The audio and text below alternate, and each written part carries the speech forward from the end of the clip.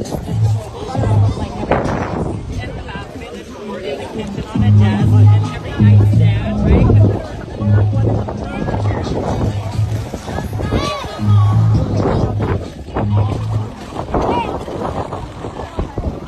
Yep. All the time, right? I